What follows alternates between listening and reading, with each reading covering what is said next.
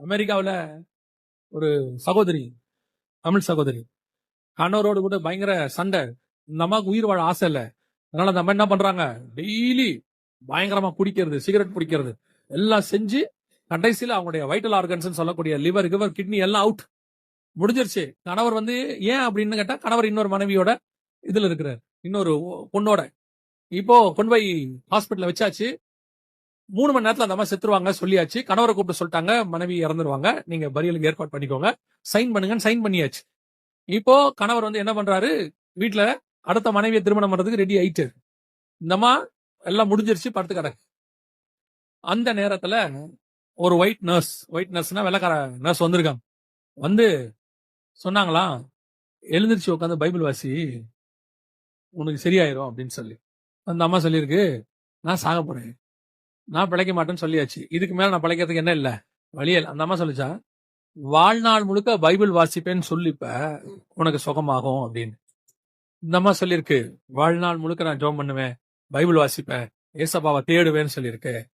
3 மணி நேரம் கழிச்சு அங்க ஒரு கருப்பு நர்ஸ் இருக்காங்க, அவங்கள கூப்பிட்டு எனக்கு பசிக்குது, சாப்பிட ஏதாவது கொடுங்கன்னு கேட்டிருக்குது.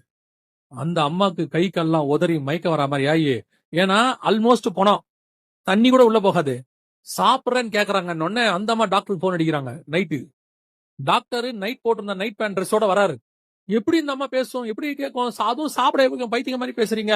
பார்த்தா அந்த அம்மா உட்கார்ந்து இருக்குது, எந்திரிச்சு, எனக்கு பசிக்குது, சாப்பிட ஏதாவது கொடுங்கன்னு.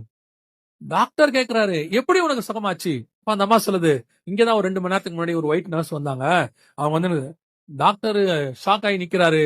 அந்த நிக்கிற அம்மா நிக்குது, ஏன்னா அந்த ஹாஸ்பிட்டல்ல ஒயிட் நர்ஸே கிடையாது, எல்லாமே பிளாக் நர்ஸ் தான், எல்லாமே ஆப்பிரிக்கன்ஸ் தான், வெள்ளக்கார நர்ஸ் கிடையாது அந்த இடத்துல. திருப்பி கேட்கணும், வெள்ளக்கார நர்ஸ் எங்க இருந்து வந்தாங்க? இங்க கிடையாது. வந்தாங்க ஒரு அம்மா, சொன்னாங்க இயேசுவை தேடுன்னு. செத்து போறதுக்கு இன்னும் 3 மணி நேரம் இருக்கு. வீட்டுக்காருக்கு போன் அடிச்சா வீட்டுக்காரர் அந்த பொண்ணோட வராரு. ஓ, செத்துட்டாங்க போல, பாடியா வாங்கலான்னு பார்த்தா அந்த அம்மா ஏஞ்சி உட்காந்துருக்கு. இந்த அம்மா வீட்டுல இன்னைக்கு சர்ச்சை நடக்குது. இதுக்கு ஜோம் பண்ணது யார் தெரியுமா? ஊழியக்காரங்க யாரும் இல்ல, அந்த அம்மாவுக்கு பின்னாடி ஒரு விசுவாசி இருக்கு. அந்த அம்மா சொல்லுது, இயேசு உன்னை காப்பாத்துவா, தைரியமாறு தைரியமாறு தைரியமாறுன்னு. அநேகருடைய ஜெபம் அந்த அம்மாவை காப்பாத்துச்சு.